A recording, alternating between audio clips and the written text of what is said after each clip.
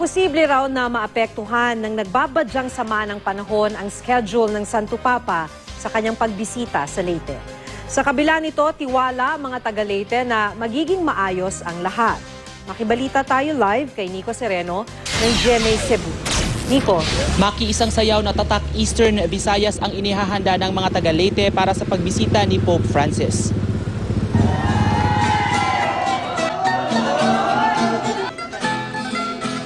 Sa tradisyonal na sayaw na may kultura ng mga taga-Eastern Visayas ang isa sa lubong ng mga taga-Leyte pagdating ni Pope Francis sa Tacloban Airport. Ang Kalipayan Dance Company todo na sa pag-iensayo. Gamit ang bamboo sticks o karang, hataw sa pagsasayaw ang mga lalaki. Kakawati naman ang tawag sa mga ginagamit ng mga babae.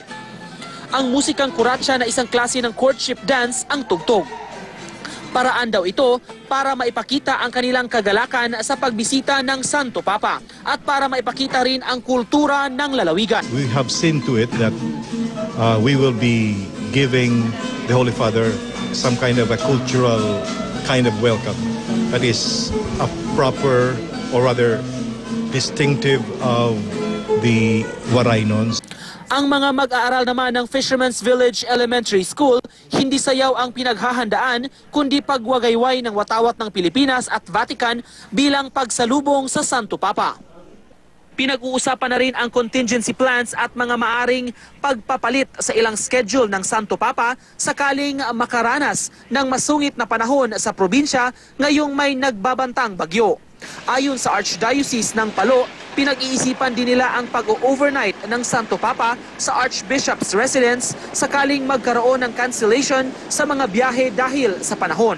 Para naman sa paghahanda ng seguridad sa lalawigan, nagsagawa ng aerial inspection sa mga lugar na pupuntahan ng Santo Papa. Kasabay nito ang dry run ng Papal Motorcade. Sa Lapu-Lapu City naman sa Cebu, nagsagawa rin ng inspeksyon ang DOTC, National Defense, PNP at AFP sa Mactan Cebu International Airport. Paghahanda raw ito sakaling ma-divert ang flight ng Santo Papa dahil sa posibleng masamang panahon.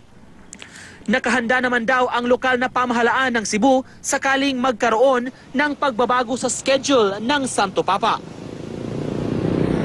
Maki, patuloy na ipinapanalangin ngayon na bumuti ang panahon dito sa Leyte sa pagbisita ni Pope Francis ngayong Sabado.